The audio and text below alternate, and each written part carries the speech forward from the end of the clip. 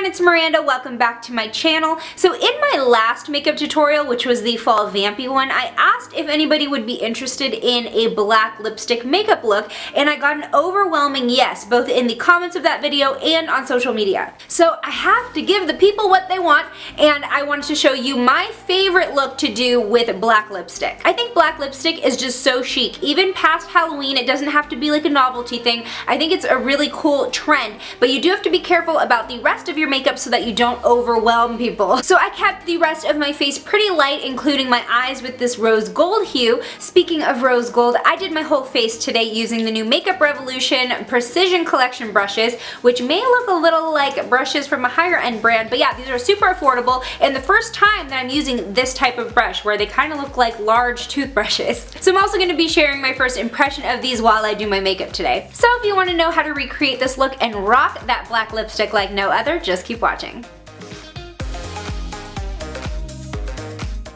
So to start off this full face, I'm using the Makeup Forever Hydrating Primer. It's definitely not the most affordable primer, but as the weather gets colder and my eczema starts acting up, it's one of the only primers that really calms it and makes makeup lay on my skin really evenly. And I'm just going to color correct with the Sephora Bright Future Green Concealer, one of my favorites. I love the consistency. I'm just going to tap that over my red areas.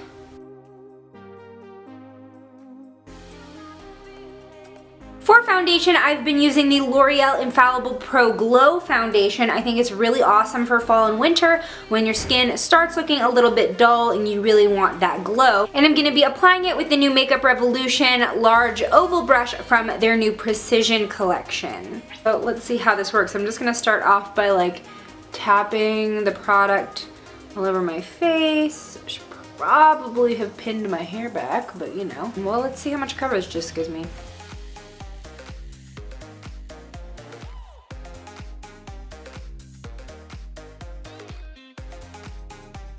So first impression of this brush, it's really soft and it's actually maintaining the coverage of the foundation a lot more than I thought it would.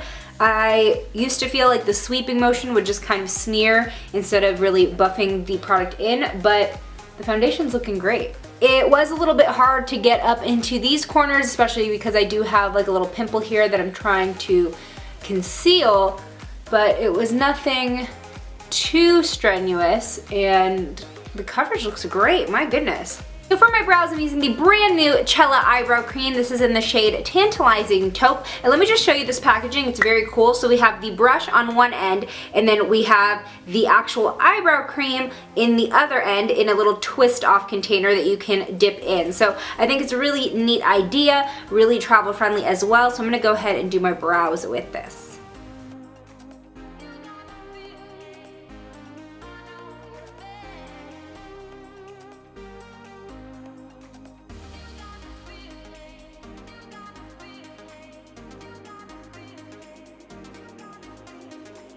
And those are the brows completed. I love this eyebrow cream. I think it looks really natural, but still giving me enough color to kind of even out those sparse areas. I'm gonna prep the lids with my favorite e.l.f. eyelid primer.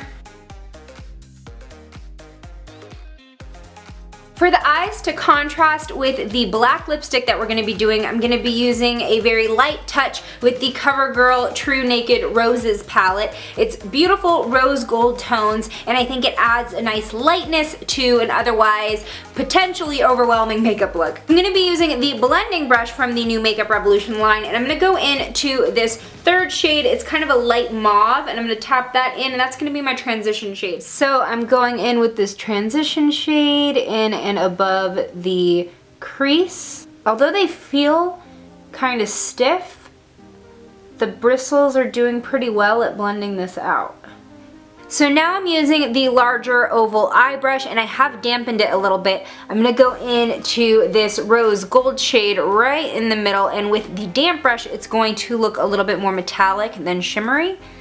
And usually I pat it on with a flat brush. Doesn't really take a lot of blending motion. We'll see how it works. So I'm just going to put this all over the lid, and I'm going to use a tapping motion. Oh wow, it's building up the color pretty nicely actually.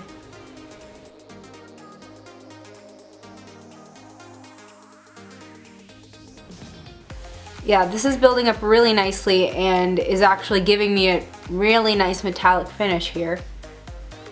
I'm just gonna tap into this shimmery champagne color using like the very tip of this brush. It's still a little bit damp.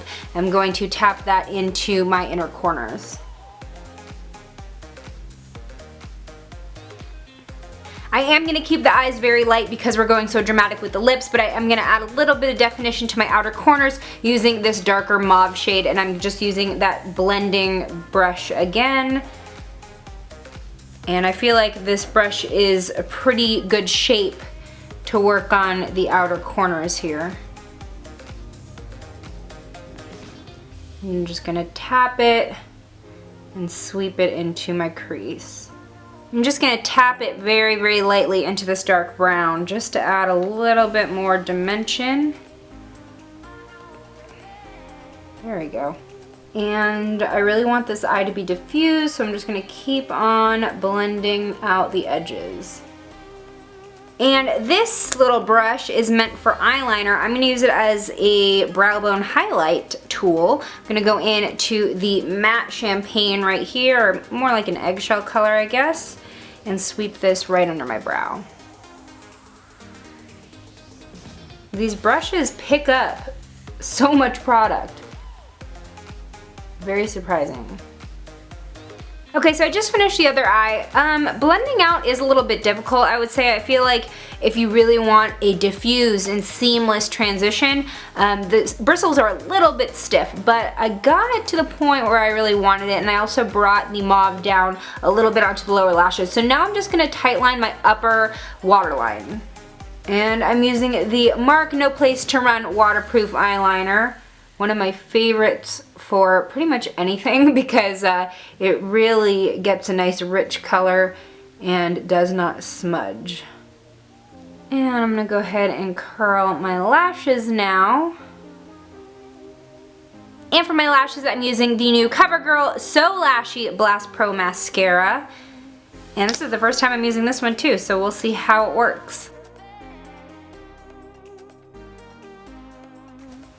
Well, that's a big difference. I really like the shape of this wand. It's really easy to work with and it picks up all the lashes. And those are the eyes after mascara. Contemplating whether I want to add some corner lashes. Do I? I'm going to go ahead and add some corner lashes. These are from e.l.f. and I'm going to use Duo's glue to get them down.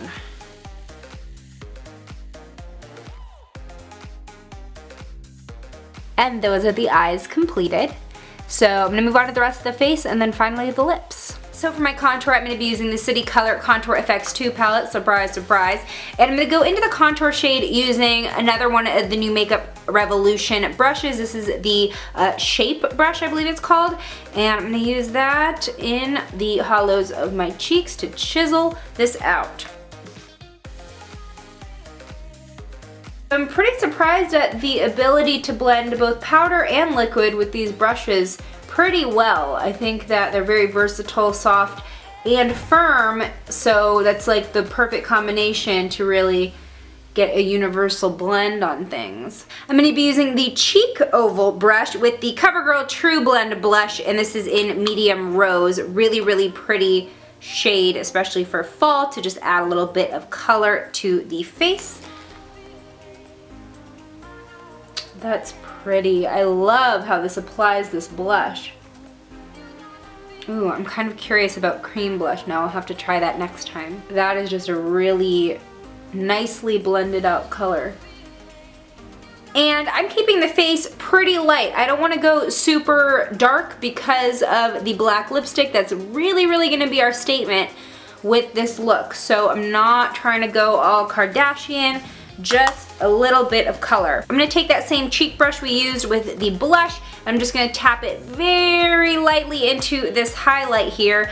Like I said, this foundation really gives you enough radiance to send a signal to the moon. And I just wanna add a little bit more to the tops of my cheekbones. Alright, for the grand finale, finally, the black lipstick, and I'm using the Katy Kat Matte Lipstick in Perry Panther. This is one of the best drugstore black lipsticks that I have used. I also was debating using the e.l.f. moisturizing lipstick that they have in black, but this one's just a tiny bit more rich and opaque.